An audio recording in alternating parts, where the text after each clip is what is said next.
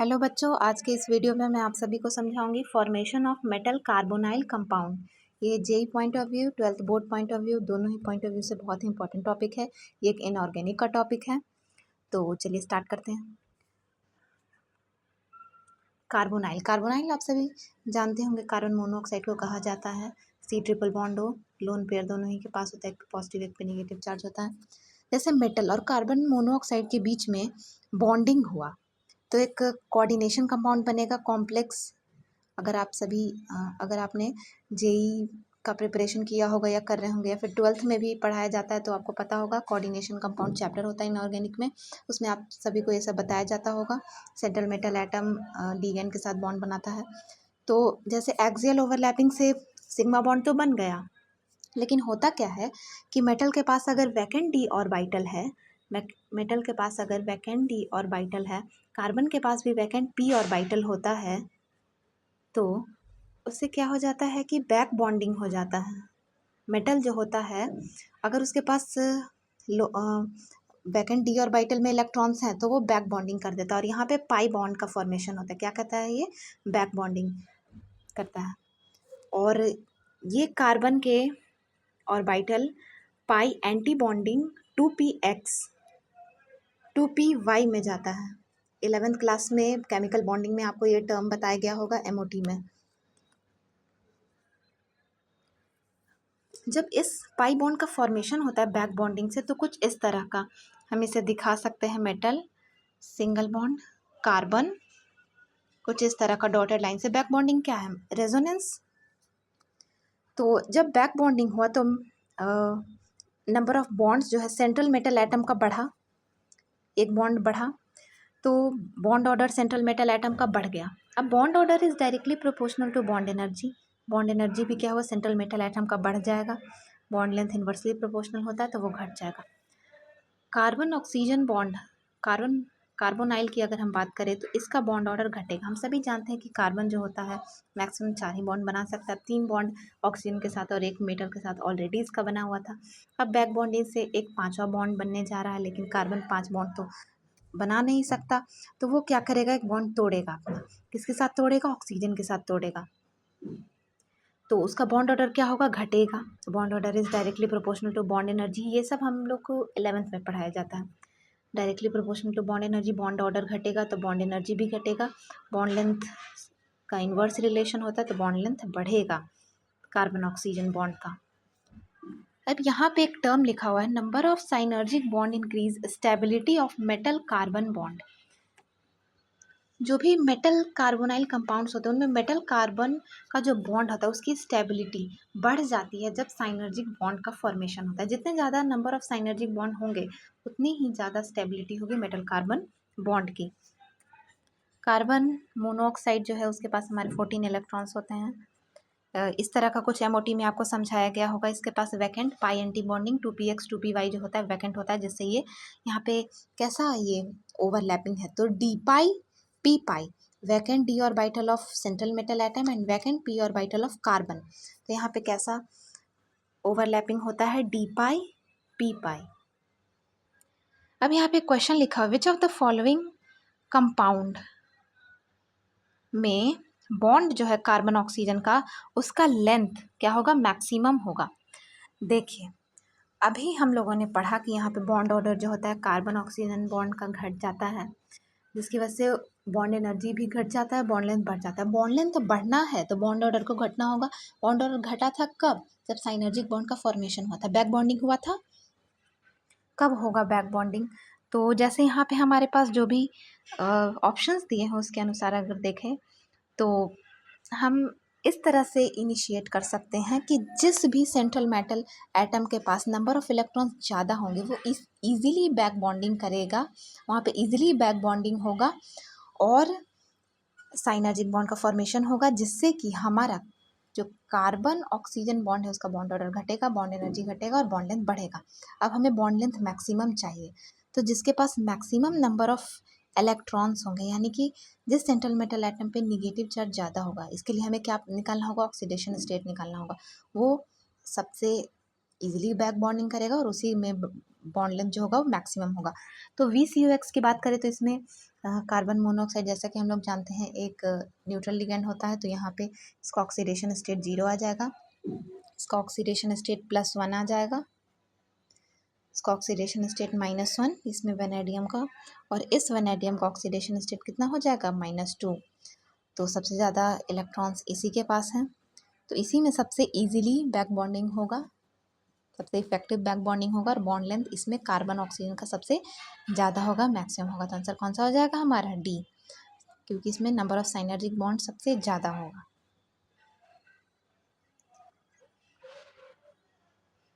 Bond energy की अगर हमसे बात की जाती कि बॉन्ड एनर्जी सबसे ज़्यादा किस में होगा, तो बॉन्ड लेंथ मैक्सिमम है तो इसका बॉन्ड एनर्जी क्या होगा, मिनिमम होगा, इन्वर्स रिलेशन है। अब बॉन्ड एनर्जी मैक्सिमम किस में होगा, तो जिसमें बॉन्ड ऑर्डर सबसे ज़्यादा होगा। अब कार्बन ऑक्सीजन बॉन्ड की ही बात यहाँ पे की जा रही है, तो जिसमें हमारा बॉन्ड लेंथ मिनिमम होगा उसी में हमारा बॉन्ड एनर्जी सबसे ज़्यादा होगा।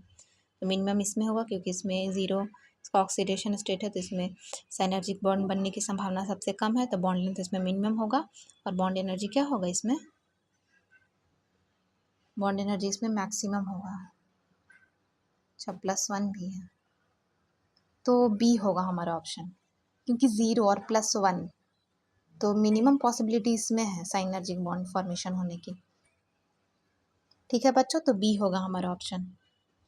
अब हमारा टॉपिक है सिग्मा डोनर पाई एक्सेप्टर के एग्जाम्पल्स। सिग्मा डोनर पाई एक्सेप्टर लिगेंड्स, हम लिगेंड्स की हम बात कर रहे हैं, कार्बन मोनोऑक्साइड होते हैं, सिग्मा डोनर होता है पाई एक्सेप्टर। देखिए बैक बॉन्डिंग हुआ तो मेटल ने किया, और जो पाई बॉन्ड का फॉर्मेशन हुआ तो ये पाई इलेक्ट्रॉन्स किसने एक्सेप्ट किए, कार्बन ने एक्सेप्ट किए। तो कार्बन मोनोऑक्साइड हमारा एक सिग्मा डोनर पाई एक्सेप्टर है। यहाँ पे पहले बॉन्ड का फॉर्मेशन कार्बन जो है मेटल के साथ किया था, सिग्मा बॉन्ड का फॉर्मेशन हुआ था, तो कार्बन ने ही हम कह सकते हैं सिग्मा इलेक्ट्रॉन्स डोनेट किए, तो ये कार्बन मोनोऑक्साइड हमारा सिग्मा डोनर और साथ ही साथ क्या है, पाई एक्सेप्टर है। कार्बन मोनोऑक्साइड हो गया, CN- हो गया, NO+ हो गया, PPS3 हो गया। अब हम लोगों का टॉपिक है application of coordination compound. Coordination compound जब चैप्टर आप लोग पढ़ लेंगे ना बच्चों, तो आपको उसका एप्लीकेशन जानना भी ज़रूरी है कि हम लोगों ने आखिर ये चैप्टर पढ़ा है तो उसका काम क्या है। तो मेटलर्जी में इसका यूज़ होता है, एक्सट्रैक्शन ऑफ मेटल हम लोग कर सकते हैं उसके ओर से, तो उसमें कोऑर्डिनेशन कंपाउंड का यूज़ होता है। जैसे एक्सट्रैक्शन ऑफ हम बात करें सिल्वर एंड गोल्ड, तो इस एक्सट्रैक्शन प्रोसेस का नाम क्या है, तो यहाँ पे हम लिख रहे हैं मैक अर्थर, अर्थर फॉरेस्ट साइनाइड प्रोसेस। तो ये है मैक अर्थर फॉरेस्ट साइनाइड प्रोसेस। जैसे कि ये जो भी रिएक्शंस ये दोनों यहाँ पे लिखे हुए ना बच्चों, ये आप समझिए, लेकिन इनको आपको रटना पड़ेगा अगर आपको जी या 12th बोर्ड में बैठना है तो।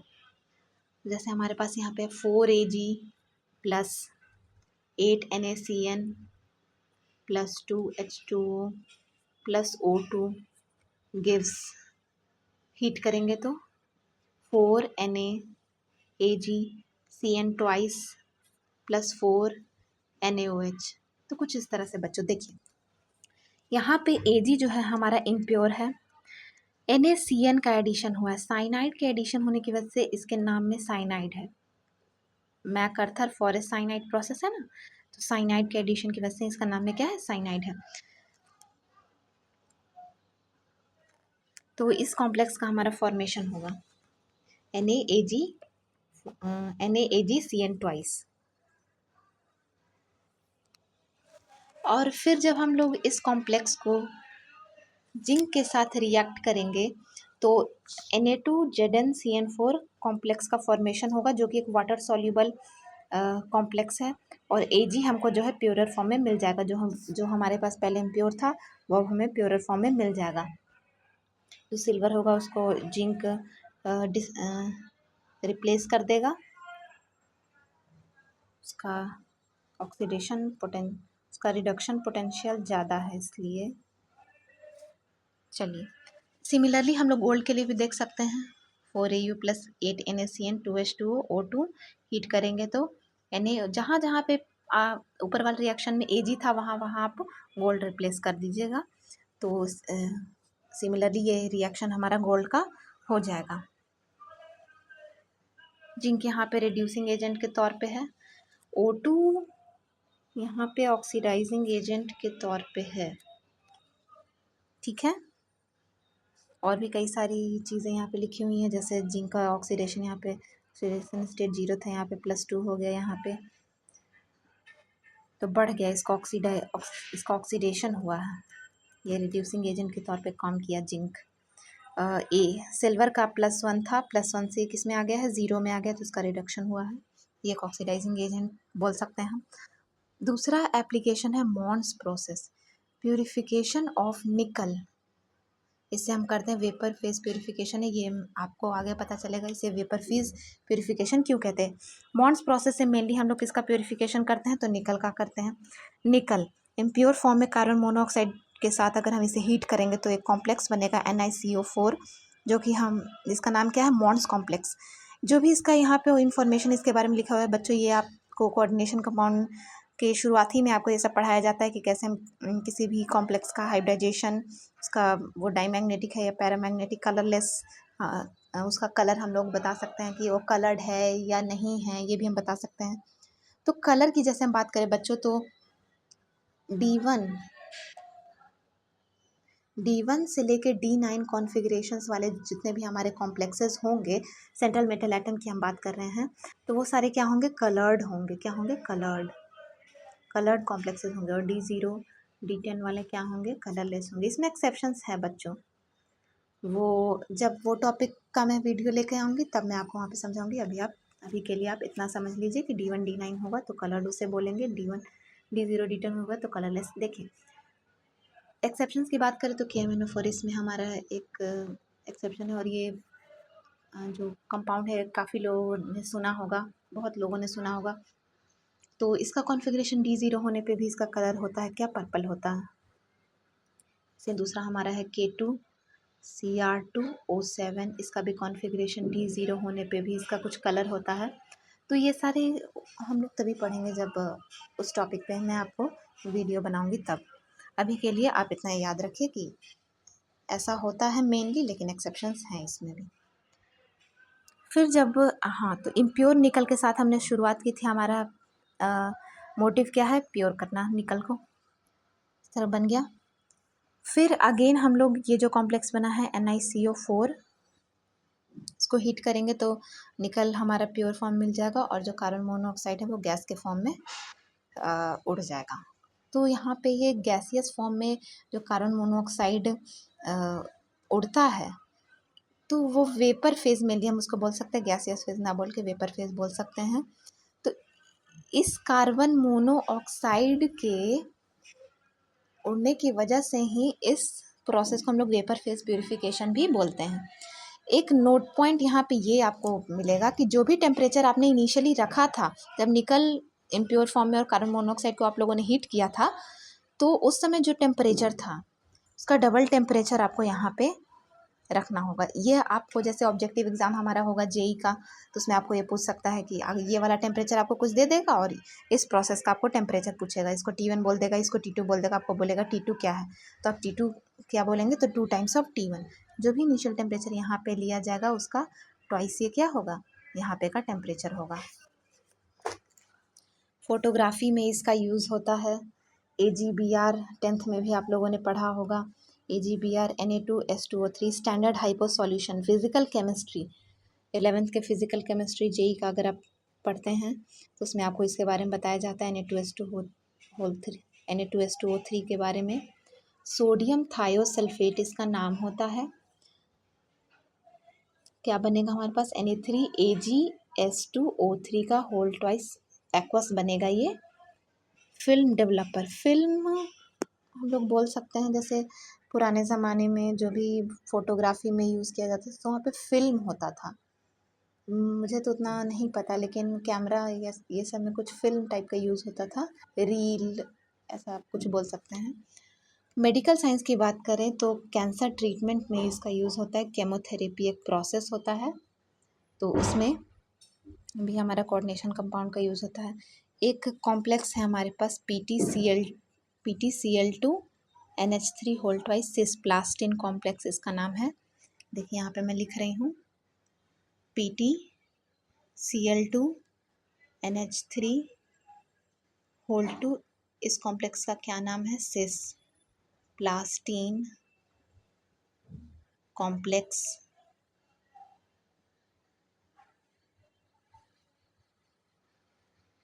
इसका यूज़ जो होता है केमोथेरेपी में होता है। केमोथेरेपी एक ऐसा प्रोसेस है जो कि कैंसर ट्रीटमेंट में किया जाता है। ब्लड का कलर रेड होता है हेमोग्लोबिन की वजह से, ये सभी लोग जानते होंगे। हेम का मेन मतलब होता है आयरन। जैसे आप लोगों ने पढ़ा भी होगा कि आयरन का ओर जो मेन होता है हेमेटाइट होता है, तो हेम वर्ड का मतलब ही होता है आयरन। तो जो हेमोग्लोबिन है वो क्या है? कॉम्प्लेक्स है, आयरन का एक कॉम्प्लेक्स है। और नेक्स्ट आता है हमारा एंजाइम। एंजाइम क्या होता है? जिंक का कॉम्प्लेक्स होता है। क्लोरोफिल क्या है? Complex of magnesium. ये आपको एनसीईआरटी में भी ये लाइन मिल जाएगा, chlorophyll is the complex of magnesium. Lead poisoning की बात करें तो टेट्रा इथाइलेट एक कॉम्प्लेक्स होता है C2H5 whole 4 Pb 2- water soluble ये होता है। ये Pb ये एक हेक्साडेंटेड लिगेंड है, आप लोगों ने शायद पढ़ा होगा। इनसॉल्युबल पहले ही ये EDTA4- जो होता है वो वाटर सॉल्युबल होता है।